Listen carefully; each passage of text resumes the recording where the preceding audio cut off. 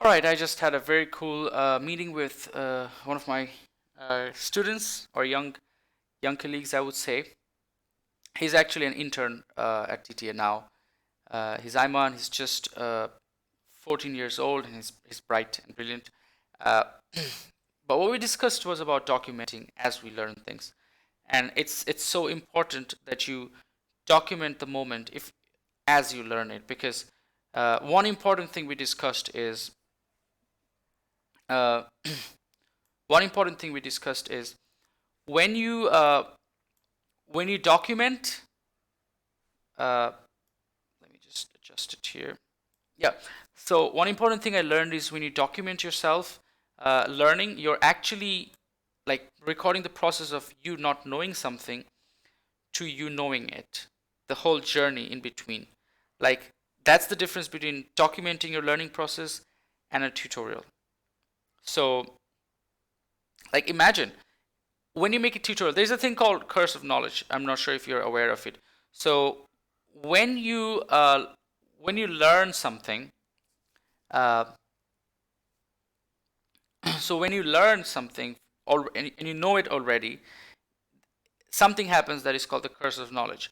So you're not able to understand or put yourself in the shoes of someone else who doesn't know it, because like yeah, you also at one point used to not know it, but now that you know it, you cannot think like the person who do not know it.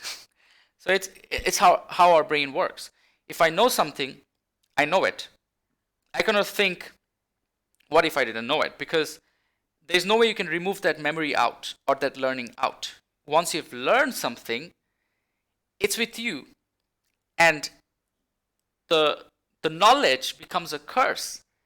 So it's a curse of knowledge. It means, I'm not saying you shouldn't learn anything. That's not it. What I'm saying at all. But I'm saying as a teacher or as an explainer, as a person who's trying to explain something to someone, when you know something, now that you are trying to explain this to someone who doesn't know it, you cannot think like them. You cannot put yourself in their shoes. And this becomes a problem to your explanation process. This becomes a problem to, this creates, this is your weakness that you will face when you're trying to explain to someone. So, one is these videos, the process of us learning something. The way this helps, excuse me, is it allows someone who wants to learn something to learn it from a person who's explaining as they learn it. And that is more helpful than anything else. That's what I was discussing with my student, and I discovered that he was asking me, how do you think this will help people? Like, I mean, it definitely helps me because as I'm documenting my learning process, I'm actually learning better because I'm explaining, I'm talking, and that helps your learning process. And especially people who learn from hearing themselves talk, it's helpful. But how does it help the viewer? And I was just like, what's interesting is that again goes to my DNA, like to a person's DNA who learns from hearing themselves talk. I didn't know the answer I was giving him until he asked me the question or until I was answering the question. So uh, people like us, when we are asked questions on when we are talking, we tell things that we didn't know before we started telling them. That's different from most other people who would prepare, who would rehearse an answer. Like they'd make a tutorial and they'll like prepare themselves. They'll be like, I'm gonna tell it this way, I'm gonna tell it that way, and it's like whole rehearse thing, as opposed to people who learn from hearing themselves talk.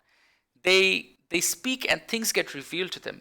And I kind of, another thing I discussed with Ayman is maybe it's because when you hear your own voice from your ears, like people like us, it happens more for us. It happens for everyone, but it happens at a more higher rate than for us. Is when my ears are receiving my own voice, and if it's like a above a certain decibel, it means I'm speaking like I'm trying to speak to someone. Uh, like, because when you think, you're also kind of, there's a voice inside. That's different from when it's actually coming out of your vocal cord and it's receiving, it's entering through your ears. I think a part of our brains get activated, which helps us learn better. So, so that's why when I'm answering a question, when I'm speaking without it being rehearsed, because I'm speaking and that gets triggered, that brain part gets triggered, it makes me come up with answers. It helps me come up with answers that I didn't know before, but they're profound answers. They're revelations. So that's the amazing thing. But anyways, going back to what I was saying. So when you document your process of learning, like from the person you were when you didn't know something to now you know it. And maybe that period could be 1 hour. Maybe that period could be 30 minutes. Doesn't matter. But you start your video with the process of saying, I don't know this, but I'm going to learn it. You're going to learn along with me. I'm documenting this process. When you do that, you become this person who didn't know something to a person who now knows it. This whole journey is documented. This is very, very helpful content. Ayman said that YouTube is filled with Ayman Rahman said that YouTube is filled with content tutorials. Like you can find any topic and you'll find like tens and hundreds of tutorials. You're probably seeing the ones that have most views because they're on the top. But so but nobody has things like this where they document the process of not knowing and knowing. So this is very helpful, I feel, for a beginner learner. I know it requires a lot of patience because it's not rehearsed, it's not crisp, it's not short, it's long, it's got a lot of and it's got a lot of mistakes. As I'm learning it, I'm thinking, like I come to one conclusion and then I correct myself. Like there's a lot of corrections going on. There's a lot of loop, there's a lot of mistakes, but eventually you learn it. Like this whole 1 hour process or half an hour process of not knowing it to knowing it. Like this is when you learn it. But you're journeying through a lot of ifs and buts and no's, and then eventually you learn it. But those are profound because that's exactly how the viewer also feels. Like there is no curse of knowledge here because the viewer does not know something and the content creator also does not know something. That's something that is so rare. Like imagine you have a YouTube content creator who does not know something and you have the person viewing it who also does not know something. So they're like partners. And the YouTube content creator is learning it and the person watching the video is also learning beside them. It's profound. So that's what, and Ayman Rahman was also mentioning. So this is an idea that I was answering him. Like he said, how do you think it's going to help the viewer? And interestingly, I came up with these answers, and he also kind of brought in contents from Gary Vaynerchuk. Both of us really like Gary Vaynerchuk. He follows Gary Vee more than even I do. He brought in some videos of him and some documents of him where he talks about the same thing.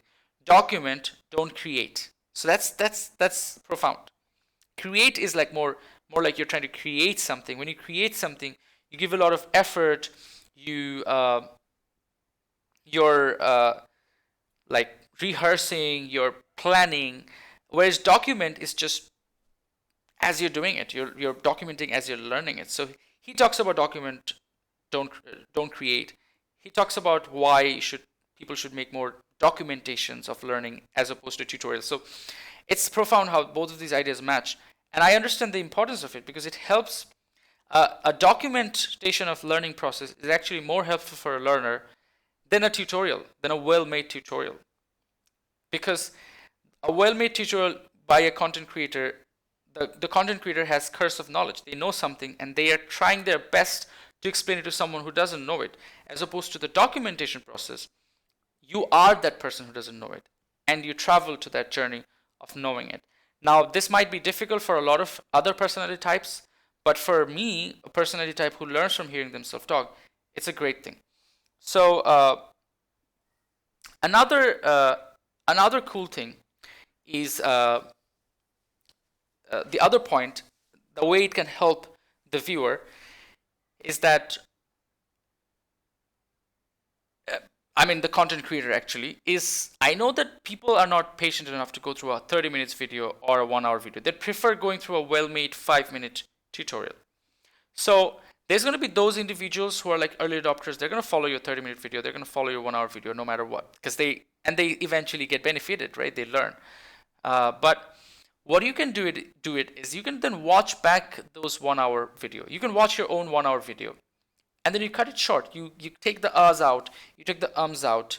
I'm not going to tell. I would suggest publish the whole 1 hour first. That's the crisp thing. That's the original thing. Don't do any editing. You should publish that. That's the first step. Do not neglect, do not cut that out. But in the future, when you have time, go through that 1 hour, you take out those spaces that if left out, you can still understand the content. And then you add a bit of other things to it, like B-rolls and other stuff that can help. And if needed, you can remake it following the same words, same way you said, the way you did it in the documentation.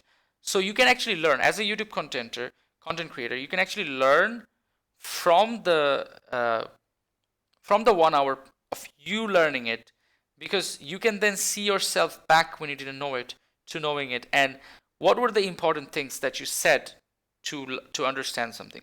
What were the mistakes you had? What were the biggest confusions you had? You have everything documented.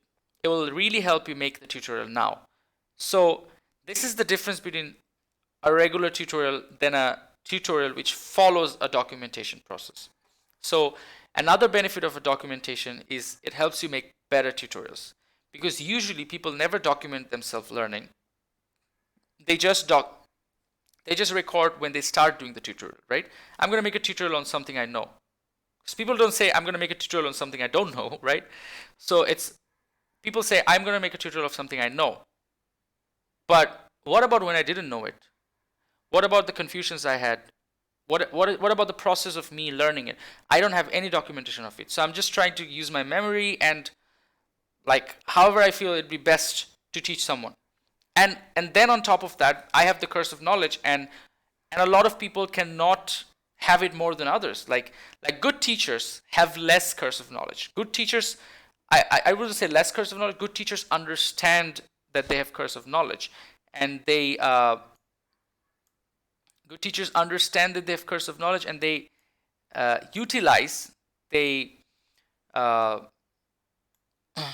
they don't neglect it. Like they understand that, oh, I have curse of knowledge, and I'm going to of course I know that I have curse of knowledge. I'm going to be aware of it, so I'm going to try to think like them, maybe even ask them, what are your confusions? See, that's like an important step. You're assuming that they probably don't know this, they probably don't understand this, but because you have curse of knowledge, you don't know what they don't know. You don't know what their confusions are, so just go and straight ask them. So good teachers are aware of that. But even better teachers will probably document their process learning it. So that's the revelation that I had, that I really wanted to share with you through this video. And I'm doing it as I'm documenting, as I'm saying it. Like I'm not, this is not rehearsed. This is following up with a conversation with Ayman. I have part of the conversation also recorded. I'm going to publish that too. It's amazing, and I think I should do more of this. And next time I should definitely play a background music as I speak. I like it when it happens that way. It's just more helpful.